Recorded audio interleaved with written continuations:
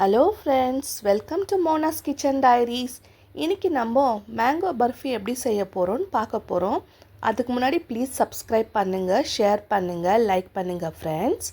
First நல்லா பழுத்த மாங்காய் பழத்தை எடுத்துட்டு நல்லா தோல் சீவிட்டு நல்லா ஸ்லைஸ் பண்ணிவிட்டு அது உள்ளே இருக்கிற இது எடுத்துட்டு மாங்காய் பீஸாக எடுத்துக்கோங்க. தோல் வேண்டாம். ஒரு மிக்ஸி ஜாரில் போட்டு வச்சுக்கோங்க எல்லாமே. இப்போ இது மாங்காய் நல்லா கிரைண்ட் பண்ணி ரெடி ஆயிடுச்சு.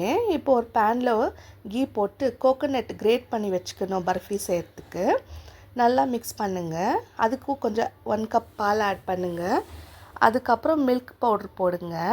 அது நல்லா மிக்ஸ் ஆன பிறகு சர்க்கரை ஏலக்காய் போட்டு நல்லா மிக்ஸ் பண்ணுங்கள். இப்போ ரெடி பண்ணி அரைச்சி வச்ச இல்லையா மாங்காய், அது கிரைண்ட் பண்ணி பேஸ்ட்டு அதை நல்லா மிக்ஸ் பண்ணிக்கோங்க.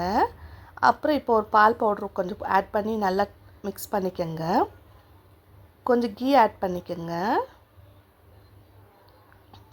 இப்போ இது நல்லா ரெடி ஆயிடுச்சு. அதனால் இன்னும் கொஞ்சம் நல்லா இது இன்னும் கொஞ்சம் நல்லா திக்னஸ் ஆகணும். மிக்ஸ் பண்ணினே இருக்கணும். அது நல்லா நல்ல கன்சிஸ்டன்சி வர மட்டும் அந்த பர்ஃபி நல்லா மிக்ஸ் பண்ணி இருந்தால் தான் பர்ஃபி டேஸ்ட் ரொம்ப நல்லாயிருக்கும். இப்போ இது ரெடி ஆயிடுச்சுங்க. இப்போ ஒரு தட்டில் போட்டு கீ போட்டுட்டு இதை போட்டுட்டு ஒரு 2 ஹவர்ஸ்க்கு அப்படியே விட்டுடலாம்.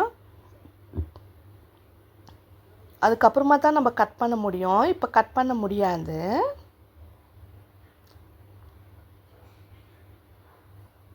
பார்க்க ரொம்ப அழகாக இருக்கு இல்லைங்களா? இப்போ இது ரெடி ஆயிடுச்சு. இப்போது mango barfi ready to serve. Coconut சாப்பிடும் போது அந்த க்ரன்ச்சினஸ்ஸாக இருக்கும். ரொம்ப டேஸ்ட்டாக இருக்குது ஃப்ரெண்ட்ஸ்.